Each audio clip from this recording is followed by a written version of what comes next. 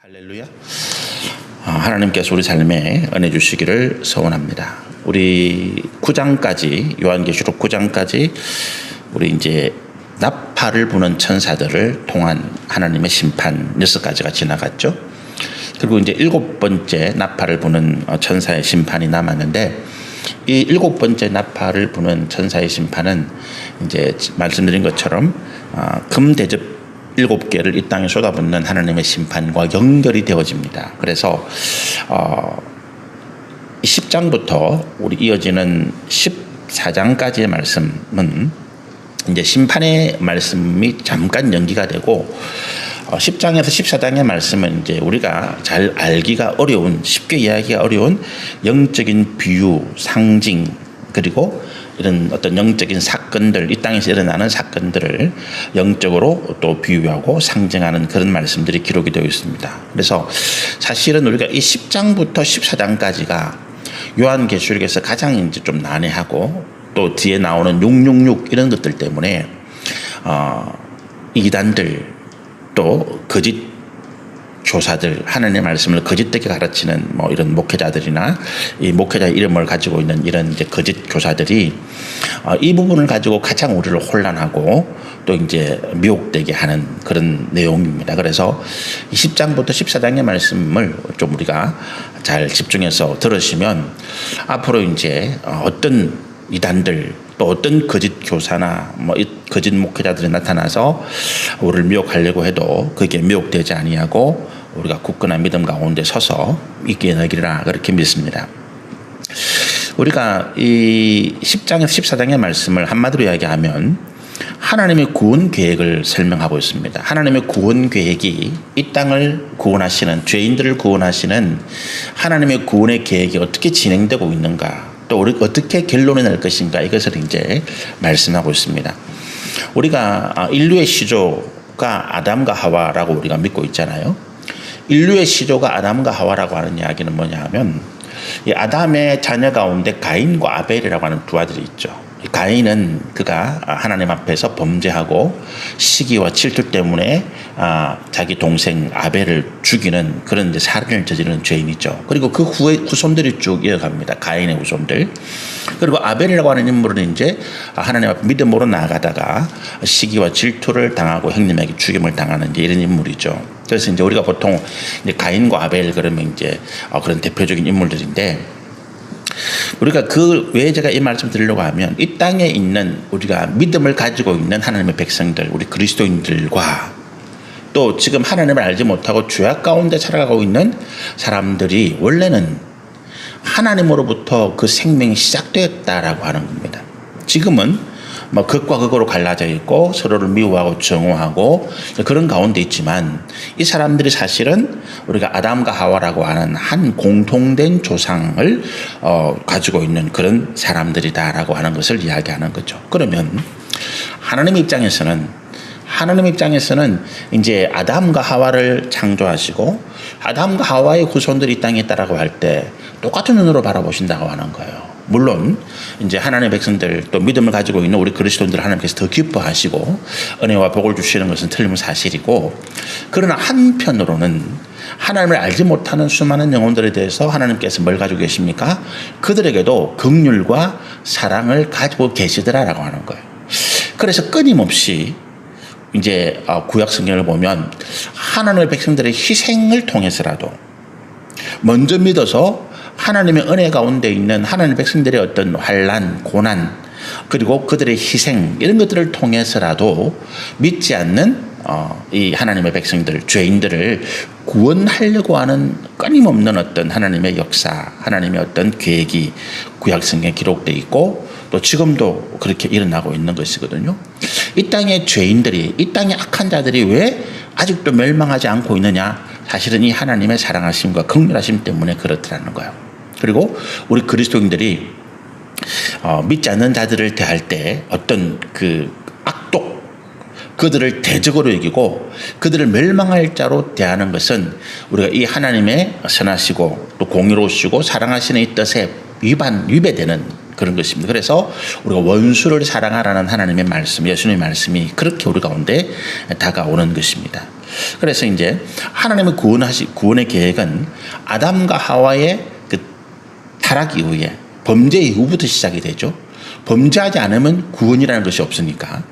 아담과 하와가 범죄한 이후에 하나님께서 원래 하나님의 계획하신 대로 회복하고 다시 복원하시려고 하시는 하나님의 의지 때문에 이 구원의 계획이 시작되는데, 그것이 창세기 3장부터 요한계시록 마지막 장까지 이어지잖아요. 그리고 이제 중간에 이 예수님께서 이 땅에 오셔서 십자가에 죽으심으로 하나님의 구원 계획을 이제 큰 틀에서는 완성하십니다. 큰 틀에서 완성해 나가는데, 그런데 중간에서 이제 작은 계획들이 있죠. 하나님의 구원의 큰 계획, 모든 인류의 죄를 사하시는 하나님의 구원의 큰 계획은 예수님의 십자가 대속의 사건으로 이루어졌는데, 그 예수님의 십자가 대속의 은혜가 한 사람 한 사람에게 적용되고, 한 사람 한 사람이 이 십자가 예수를 믿어서 자기의 죄를 회개하고 구원받는 이 일들은 현재 진행형으로 이루어져 있는 거잖아요. 과거에 있었고, 우리는 이제 구원받은 하나님의 백성 가운데 속해졌고, 아직도 우리 주변에 우리 가족들이나 친지들이나 이웃들 가운데 구원받지 못한 사람들을 향한 하나님의 구원 계획의 일들이 지금 진행되고 있거든요. 이제 그런 일들이 이제 10장에서 14장 가운데 이제 말씀, 상징적으로, 비유적으로, 영적인 일들이 기록되어 있고, 또 한 가지 중요한 내용은 뭐냐 하면, 하나님의 구원 계획을 방해하는 존재가 있잖아요. 그게 누굽니까? 우리가 흔히 말하는 사단, 악한 영들이죠. 이 악한 영들이 끊임없이 하나님의 구원 계획을 방해하려고 하는 거예요. 그래서 어떻게 하려고요? 하나님께서 사랑하시는 존재인 사람들이 하나님의 구원을 받지 못하고 하나님의 심판 아래, 저주 아래 영원한 형벌을 받아서 자기들과 같이 사단과 악한 영들처럼 이 지옥으로 떨어지도록 만들려고 하는 것이 사단의 계획인 거죠. 그래서 이제 이 사단이 하나님의 구원 계획을 어떻게 방해해왔고, 또 지금도 어떻게 방해하고 있고, 앞으로 계속해서 어떻게 방해할 것인가라고 하는 그런 일들을, 사단의 전략, 사단의 어떤 그런 방해 계획들을 이제 이 10장에서 14장의 말씀 가운데 기록해 놓은 거예요. 그러니까 요 두 가지 내용입니다. 굉장히 복잡하고 어려운 것 같은데, 사실은 요 두 가지 내용으로 딱 이제 구분이 되어지는 거죠. 그러면 왜 이런 일들을 하나님께서 영적인 비유, 또 우리가 쉽게 이해하기 어려운 상징으로 말씀하고 기록하시느라고 이야기할 때 이유가 두 가지가 있어요. 지금은 아무 문제가 없는데, 이 요한계시록이 기록될 당시에 우리 교회의 상황, 성도의 상황을 보면, 이제 로마라고 하는 이제 교회를 핍박하고 성도를 환란 가운데 몰아가는 이 국가적인 세력이 있었잖아요. 그리고 끊임없이 교회를 무너뜨리려고 하는, 성도들을 미혹하는 유대교, 또 악한 영들의 세력들이 있었단 말이죠. 그래서 이런 악한 영들의 세력, 또 국가적인 권력을 동원해서 교회와 성도들을 무너뜨리려고 하는 이런 자들로부터 보호하시려고 하시는 거죠. 악한 영들이 이제 교회를 대적하는, 하나님을 대적하는 세력이라는 건 틀림없잖아요. 근데 그렇게 구체적으로 적어 놓으면 이거를 읽는 사람들이 오히려 더 교회를, 성도들을 핍박하고 무너뜨려 할 것이니까 상징과 비유를 섞어서 쉽게 이해하지 못하도록, 그러나 하나님의 진리 말씀, 성령 가운데 지혜와 계시의 정신을 받은 사람들은 알 수 있는 하나님의 말씀으로 비밀로 적어 놨다는 거죠. 두 번째는 사단의 방해를 막고자 하는 것입니다. 그죠? 교회와 성도를 보호하는 것 한 가지하고, 두 번째는 하나님의 구원의 계획을 사단이 쉽게 방해하지 못하도록. 우리가 마태복음에 보면 그 당시 이 가나안 땅 예루살렘과 유다를 통치하고 있던 헤롯이라고 하는 이 왕이 예수님의 탄생을 알고 죽이려고 합니다. 이 땅에 오신 아기 예수, 구원자시잖아요. 그분을 죽이려 하는 거예요. 그런데 이게 개인적으로는 자기의 왕권이 위협되겠다라고 하는 그런 마음이지만, 영적으로 보면 악한 사단이 이 땅에 구원자로 오시는 예수님을 죽여서 십자가를 지지 못하도록 하시는 그런 구원의 방해잖아요. 그런데 이 일이 왜 일어납니까? 동방 박사가 동방에서 이 땅에 구원자의 탄생을 알리는 하나님의 메시지를 본 이 박사들이 동방에서 이제 유대 땅으로 그 별의 인도를 따라서 오게 되는데 그들이 잠시 별의 인도를 놓치게 되죠. 그리고 그들이 이 땅에, 이 유대 땅에 왕이 태어난다면 당연히 그는 왕궁이 있는 곳, 왕이 있는 곳에 태어날 거야. 그래서 그들이 예루살렘에 가서 헤롯 왕이 다스리고 있는, 헤롯 왕이 궁궐에 있는 예루살렘에 가서 유대인의 왕이 나셨는데 어디 있느냐라고 돌아다니고 묻고 다닌 거예요. 이게 무슨 이야기입니까? 사단에게 그냥 그 별의 인도를 따라서 조용히 베들레헴 땅으로 왔으면 이런 사태가 안 생겼을 텐데 이 하나님의 인도하심을 놓쳐버린 이 동방왕세들이 유대 땅 예루살렘에 와서 왕을 찾은 거예요. 그리고 그 소식을 헤롯이 사단이 귀에 듣게 된 것입니다. 이 땅에 구원자이신 예수님이, 왕이신 예수님이 나셨구나 라고 하는 것을 알게 된 거죠. 그리고 회방하기 위해서 하나님의 구원의 계획을 무너뜨리기 위해서 이 악한 영들이 예수님을 죽이려고 했던 그런 일들이 일어났던 거죠. 그래서 이 영적인 비유로 또 우리가 이런 상징적인 말씀으로 기록되어 있을 때 우리가 이 일을 마음으로 깨닫고 믿음으로 가지고 있을 때 사단이 하나님의 계획들을 해방하지 못한다는 거예요. 우리가 666이 뭐냐, 많은 사람들이 666에 대해서 궁금해하고 또 666이 뭐냐 이런 것에 대해서 굉장히 마음을 생각해요. 그런데 이걸 하나님께서 쉽게 우리 가운데 보여주지 않습니다. 알려주지 않습니다. 다만 사람의 숫자다 이렇게만 말씀해요. 이걸 우리가 만약에 정확하게 알았다 그럼 어떻게 될까요? 그럼 사람들이 아는 그 내용을 사단도 악한 영들도 알게 될 것입니다. 그죠? 예수님이 이 땅에 오신다, 메시아가 이 땅에 오실 것이라는 사실은 구약성경에 예언되어 있기 때문에 사단도 알고 있습니다. 그러나 그 메시아가, 예수님이 베들레헴 땅에 나시고 또 마리아와 요셉이라고 하는 다윗의 후손을 통해서 오신다는 구체적인 사실은 사단이 몰라요. 해방하지 못했잖아요. 그런데 666 사건도 마찬가지예요. 우리가 이런 어떤 일들에 대해서 뭔가 구체적으로 알아서 이거야 라고 이야기했을 때 사단이 그것을 또 얼마든지 바꾸고 회방할 가능성이 있다는 거죠. 우리가 하나님께 받은 큰 은혜가 있습니다. 너무 큰 은혜, 너무 좋아서 이거를 막 떠버리고 자랑하고 다니는 사람들이 있어요. 내가 기도하니까 하나님께서 내게 이런 걸 보여주셨어. 내가 하나님 앞에 간절히 구했는데 하나님께서 내게 이런 말씀을 주셔서 나로 하여금 이렇게 되게 하신대.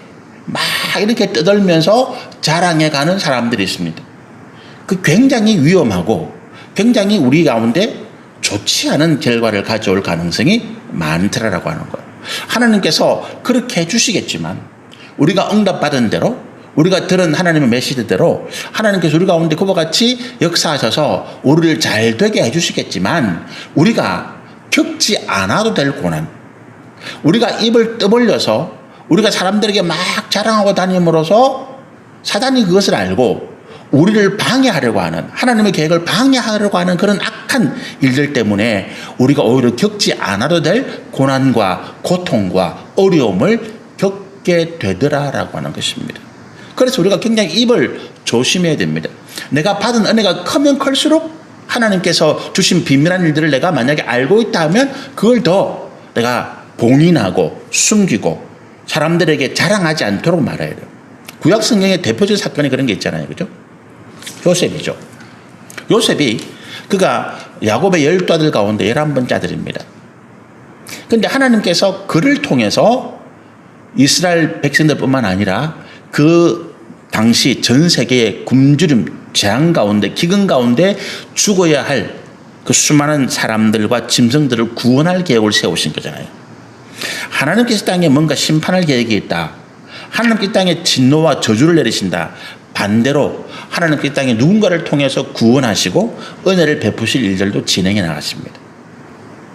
애굽의 7년 대흉년이 전 세계를 덮어버리는 기근인데 그 기근을 하나님께서 계획하시고 죄 많은 이 땅을 심판하시겠다 계획하셨지만 그러나 또 한편으로 어떻다고요? 하나님께서 요셉을 통해서 그 땅을 구원하실 계획도 준비해 가고 계시는 거죠. 그런데 요셉이 그가 어릴 때 하나로 두 가지 꿈을 봤습니다. 하나는 자기가 묶은 곡식단이 형제들과 같이 이제 들판에 나가서 추수하고 곡식단을 묶는데 자기가 묶은 곡식단이 벌떡 일어서고 나머지 10명의 형님들이 묶은 곡식단이 자기에게 절하더라. 그런 꿈을 꾸고 야 엄마 아빠 형님 신기하잖아요. 내가 형님들의 경배를 받는데 내가 이 땅에서 존귀한 자가 된데 막 떠들고 자는 거예요. 또 하나 꿈을 더 꾸죠. 하늘의 해와 달과 11별이 자기에게 절하더라라고 하는 거예요. 그 말을 들은 야곱이 화를 내죠. 요셉에게 경계하는 것입니다. 네가 교만하다는 거죠. 네 부모가 네 형님들이 너를 섬기겠다는 이야기냐? 그런데 야곱은 그 꿈을 마음에 가졌어요. 하나님께서 요셉을 통해서 특별한 일을 하시겠다는 마음을 가졌지만 요셉이 섣부르게 경솔하게 하나님께 받은 그 자기의 비전, 하나님의 어떤 메시지를 섣부르게 아직 그 일이 성취되지도 않았는데도 세상에 떠벌리고 형제들에게 자랑하는 이것을 경계한 거죠. 결국 그 일 때문에 어떻게 됩니까? 요셉의 형님들이 요셉을 죽이려고 하는 계획을 세우고 요셉이 그 일 때문에 애굽으로 팔려가게 되는 그런 고통, 그리고 오랜 기간 동안 감옥 생활을 하게 되는 그런 고통과 고난을 겪게 됩니다. 이렇게 생각해 볼 수 있어요. 요셉이 하나님께 받은 그 꿈을 마음에 품고 다른 사람들에게 이야기하지 아니하고 계속 기도하면서 하나님께서 그 일을 이루어질 때까지 기다렸다면 어떤 결과가 생겼을까? 요셉이 결국 애굽의 총리가 될 것입니다. 그러나 애굽의 보디발의 집에서 노예생활을 하든지 아니면 감옥에서 억울한 누명을 쓰고 감옥살이라는 그런 고통과 고난은 겪지 않았을 것이다라고 하는 거예요. 우리가 하나님께 받은 소망이 크고 우리의 믿음이 하나님 앞에서 인정받을 만한 믿음임에도 불구하고 또 하나님께서 내게 기도에 응답을 주시고 내게 약속과 소망의 말씀을 주셨음에도 불구하고 내가 왜 고난과 고통을 겪고 있느냐, 여기에 큰 문제가 있더라는 거예요. 내가 그걸 사람들에게 자랑하고 다니더라는 거예요. 다 되고 난 다음에 자랑하면 돼요. 근데 아직 되지도 않았는데 자랑하고 다닌다고 할 때 주변에 시기하는 사람, 그걸 가지고 셈을 내는 사람, 어떻게 하든지 내 원수들은 그걸 방해하려고 하는 일들을 하게 되더라는 거죠. 그래서 거기에 내가 걸려서 넘어지고 또 엉뚱한 고난과 어려움을 겪게 되더라라고 하는 것입니다. 그래서 우리 10장과 14장의 말씀이 왜 이런 영적인 비유, 은유, 사람들이 잘 알지 못하는 이런 상징적인 사건들로 기록되어 있느냐? 우리가 사단이 하나님의 구원하심의 계획을 알고 방해하지 못하도록 하기 위해서 그렇게 되어 있더라라고 하는 것들을 이해를 하시면 좋겠습니다. 이제 우리 10장의 말씀을 같이 한번 하나하나 말씀을 살펴보시면 좋겠는데, 먼저 1절에서 3절의 말씀 보면 하늘에서 내려오는 힘센 천사에 대한 묘사가 기록이 되어 있습니다. 1절을 볼까요? 내가 또 보니 힘센 다른 천사가 구름을 입고 하늘에서 내려오는데 그 머리 위에 무지개가 있고 그 얼굴은 해 같고 그 발은 불기둥 같으며, 이렇게 표현합니다. 내가 또 보니 힘센 다른 천사라고 하죠. 이제 지금까지 등장하지 않았던 다른 천사입니다. 그런데 이 사도 요한이 그 천사를 한마디로 이렇게 표현합니다. 힘이 세더라. 힘은 뭐를 상징한다고요? 뭐를 비유한다고요? 힘은 그가 가지고 있는 권세와 능력을 상징하고 비유하는 거예요. 힘이 세다. 단순히 육신적인 능력을, 육신적인 어떤 힘, 근육의 힘을 말하는 게 아닙니다. 성경에서 말하는 힘은 권세와 능력이에요. 한 국가가 힘이 세다. 그 국가가 가지고 있는 여러 가지 능력이 강하다는 거죠. 그러니까 이 사도 요한이 지금 보고 있는 천사가 한마디로 힘이 세다. 아주 큰 권세와 능력을 가지고 있는 그런 존재다라고 하는 것을 알 수가 있고, 그런데 이 천사가 나타났는데 갑자기 이 천사가 모습을 드러냈는데 그 천사가 어떤 모습인가 하면 구름을 입고 있더라는 거예요. 여러분, 이 구름을 입고 있더라는 표현이 뭡니까? 구름이 옷처럼 자기의 몸을 가리고 있는 거죠. 이 천사의 몸을. 이 당시의 옷이 만약에 우리가 이제 목부터 시작해서 허벅지까지 내려오는 그런 어떤 옷이라면 바지 이런 거는 따로 입었잖아요, 당시에. 그래서 이런 이제 목부터 해서 허벅지에 내려 통으로 되어 있는 옷이라면 이 구름이 이 천사의 가슴부터 시작해서 허벅지까지 가리고 있는 그런 모습이죠. 그렇게 한번 상상해 보시면 좋겠고, 그 다음에 그 머리는 구름을 뚫고 올라가 있어요. 구름을 뚫고 올라가 있어서 그 머리 위에 무지개가 이렇게 있더라. 그리고 머리가 구름을 뚫고 올라가 있기 때문에 어떻다고요? 그 얼굴에 해같이 빛나는 광채가 바래져 있는 거죠. 그리고 이제 구름이 허벅지까지 이제 덮었기 때문에 허벅지 아래 다리가 드러나 있잖아요. 그 다리는 1절에 보니까 그 발은 불기둥 같더라. 아주 벌겋게 달아있는 그런 불기둥 같은 이 발이 서 있는 거예요. 이 한마디로 보면 이 천사가 아주 존재가 거대하다. 그죠? 땅에서부터 높이 솟아 산보다 높이 있는 구름을 뚫고 그 머리가 올라가 있으니까 이 천사가 얼마나 거대한 존재냐. 그래서 그 천사를 본 순간에 사도 요한의 첫 느낌이, 야, 힘이 세구나. 저 거대한 덩치, 저 거대한 어떤 외형에 걸맞는 그런 힘, 권세, 능력을 가지고 있구나라고 사도 요한이 느꼈다는 거죠. 2절에 보니까 그 손에는 펴놓인 작은 두루마리를 들고 있더라는 거예요. 자, 그 손에는 펴놓인 작은 두루마리, 이 두루마리는 보통 뭘 상징하죠? 우리가 구약성경 두루마리는 성경을 기록합니다. 상징하는 거죠. 하나님의 말씀이 기록되어 있는 성경을 상징합니다. 그런데 우리가 이제 이게 작은 두루마리라고 표현되어 있잖아요. 이 작다는 것은 상대적이죠. 이 두루마리가 처음부터 천사 손에 딱 나타나 있었으면 이제 이 요한이 두루마리를 이걸 처음 받는 것 같으면 크다 작다 구분이 안 될 텐데 그냥 두루마리를 했을 텐데 사도 요한이 먼저 두루마리 하나 봅니다. 그게 뭡니까? 예수님께서 하나님으로부터 받은 그 7 봉인이 된 두루마리를 사도 요한은 먼저 봤잖아요. 그리고 두 번째 두루마리를 봤거든요. 그러니까 사도 요한이 자기가 첫 번째 본 예수님께서 받으신 하나님으로부터 받으신 그 7 봉인이 된 두루마리에 비해서는 작구나 이렇게 느낀 거라는 거죠. 그럼 크다 작다의 기준은 이제 그 사이즈인데, 그죠? 우리가 생각하는 사이즈인데 이게 이제 영적으로 상징적으로 표현됐다 그랬으니까 이게 어떤 의미일까요? 예수님께서 가지고 계신 그 7 봉인된 두루마리에는 뭐가 기록되어 있다고요? 마지막 때에 이 땅에 죄인들 한 사람 한 사람을 심판할 그 심판의 선언문이 기록되어 있고 판결문이죠. 또 하나에는 뭐가 있더라고요? 구원받은 하나님의 백성들의 그 이름, 생명력이 기록되어 있더라는 거예요. 그게 큰 거죠.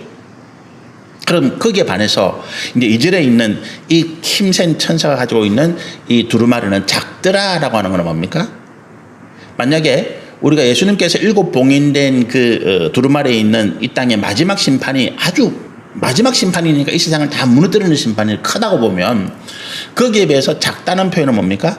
이 땅에 이 천사가 읽을 그 책의 내용에 있는 심판은 그보다 규모가 작다, 강도가 작다 이렇게 우리가 이해할 수가 있을 것입니다. 그래서 이걸 한마디로 얘기하면 예수님께서 마지막 때에 이 땅에 재림하셔서 이 땅의 모든 들을 죄인하실 그 심판보다는 규모가 작지만 그러나 어쨌든 하나님께서 이 땅의 죄인들을 심판하실 아주 무서운 심판의 내용이 그 두루마리 가운데 기록되어 있다는 것을 상징하고 있습니다. 2절 하반절에 보면 이런 말씀이 있죠.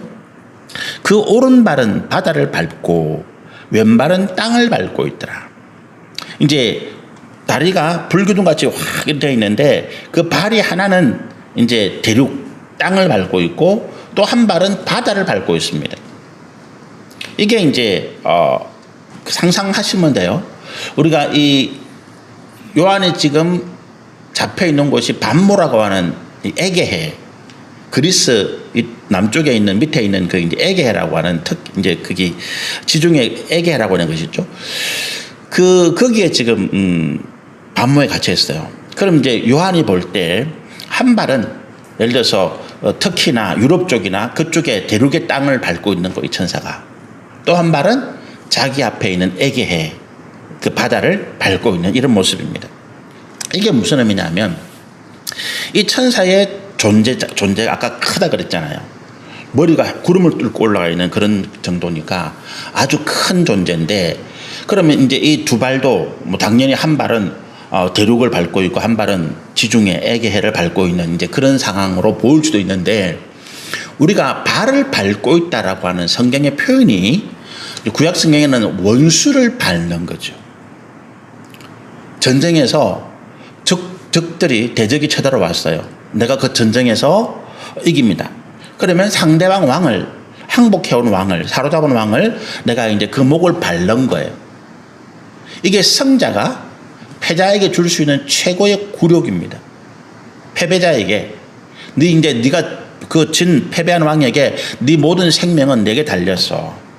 사울이 아각 왕을 이제 그 아말렉과의 전투에서 이기고 아각이라고 하는 그 아말렉 왕을 사로잡아 오잖아요. 그리고 그가 백성들 앞에서 그 아각 왕의 목을 밟습니다. 내가 전쟁에 이겼다는 거예요. 왕을 사로잡아 와서 백성들 앞에서 자기의 전공, 자기의 영광을 보여주는 모습이죠. 우리가 이 천사가 지금 그 한 발은 바다를 밟고 있고 한 발은 대륙을 밟고 있다라고 하는 게 표현이 그거예요.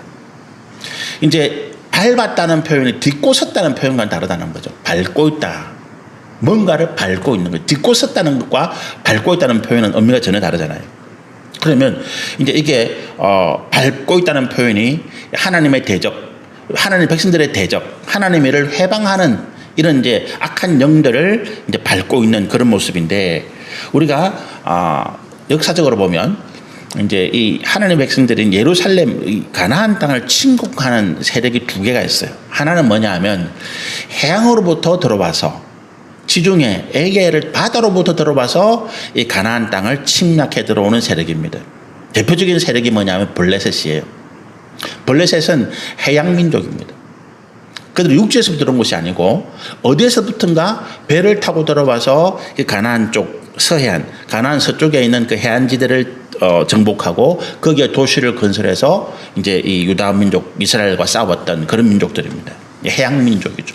또 하나는 이제 계속해서 북쪽에 있는 대륙으로부터 쳐들어와서 이제 이 가나안 땅 이스라엘 백성들을 침략하고 괴롭혔던 이 세력이 있습니다. 그러니까 바다를 중심으로 해서 활동하는 해양 민족, 또 하나는 육지를 중심으로 해서 하나는 대륙에 있는 민족, 이 두 개가 하나님의 백성들을 괴롭히고 대적하는 대표적인 세력들입니다. 그러니까 이 힘센 천사가 지금 밟고 있는 바다는 해양 민족을 말하는, 또 하나 이제 땅을 밟고 있는 것은 대륙에서부터 내려오는 아수르, 무슨 바벨론, 로마, 이런 로마도 해양 민족에 속하지만 어쨌든 그런 민족들입니다.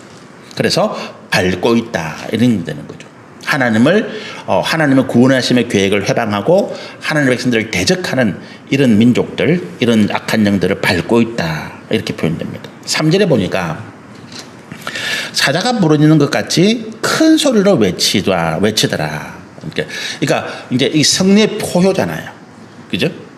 이제 이 왕이 이제 이 전쟁에서 이기고 난 다음에 어떻게 합니까? 백성들에게 우리가 승리했다. 적의 왕을 잡았다. 적군을 물리쳤다. 우리가 승리했다. 이렇게 부르짖는 포효하는. 그럼으로써 어떻게 합니까? 다른 잠재적인 어떤 위협적인 세력들을 경계하고 경고하는 거죠. 내가 이겼으니까 앞으로 우리를 침략하는 너희들 감히 접근할 생각을 하지 마, 이런 어떤 경고의 음성이죠. 그래서 이 천사가 부르짖는 소리는 우리 해석해 볼 때 두 가지. 하나는 이 하나님의 백성들을 대적하고 위협하고 핍박하는 이 세력들, 악한 영들을 물리치고 이겼다는 승리의 함성과 더불어서 감히 하나님의 백성들에게 대적하려고 하는 그런 마음을 먹지 말라라고 하는 경고의 음성이 표현되어 있는 거죠. 그것이 이제 7 우레가 그 소리를 내어 말하더라. 한 우레가 아니라 7개가 각각 다른 우레가 꽉 하는 것처럼 이제 그런 어떤 큰 소리를 나타내고 있더라라고 하는 것입니다. 근데 우리가 이 천사가 이런 이제 존재예요. 상상이 좀 되셨죠? 어떤 모습인지. 근데 이제 그럼 이 천사가 과연 누굴까라고 하는, 성경에는 이제 이 천사가 누군가는 안 나와 있는데 제가 이제 성경을 또 보고 말씀을 연구하고 하나님의 또 은혜를 받으면서 이 천사가 도대체 누굴까? 분명히 이제 이 천사가 우리하고 굉장히 가까운 존재라고 생각이 되는데 누굴까라고 생각해 보니까 말씀을 찾아보니까 우리가 이제 그 하나님의 그 천사장, 하나님의 대천사, 천사장 가운데 하나님의 군대를 이끌고 있는 천사의 이름을 성경에 기록해 놓았어요. 미카엘이라고 하는 미카엘 대천사장이 있습니다. 성경에 이제 이름이 밝혀지는 천사가 두 존재가 있는데 하나는 이제 말씀드린 방금 말씀드린 미카엘이라고 하는 천사장이고 또 하나는 하나님 앞에 하나님의 메시지를 전달해주는 사람들에게 하나님 메시지를 전달해주는 천사가 하나 있죠.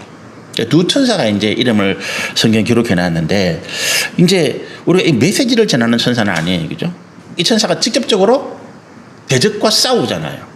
싸워서 지금 승리했다라고 하는 포효, 승리라 또한 함성을 지르는 이런 모습을 보면 이 천사는 이제 싸우는 천사입니다. 그래서 미카엘이라고 볼 수가 있죠. 또 하나 우리가 미카엘이라고 볼 수 있는 이유가 뭐냐 하면 이 천사가 구름을 옷으로 입고 있는 거예요. 또 하나는 그 다리가 불기둥 같다라고 성경이 표현하고 있죠. 우리가 구름과 불기둥이라면 뭐가 생각이 납니까? 이스라엘 백성들이 애굽을 건너서 가나안 땅으로 들어갈 때 광야에서 40년간 방황할 때 그 이스라엘 백성들을 인도한 존재가 있죠. 물론 모세가 이끌어 가는데 모세가 이끌어 간다 하더라도 그 추위와 더위와 또 사막 여러 가지 어려움으로부터 지켜주는 초자연적인 현상이 하나 있어요. 그게 뭡니까? 낮에는 구름 기둥, 밤에는 불 기둥 이런 표현이 되죠.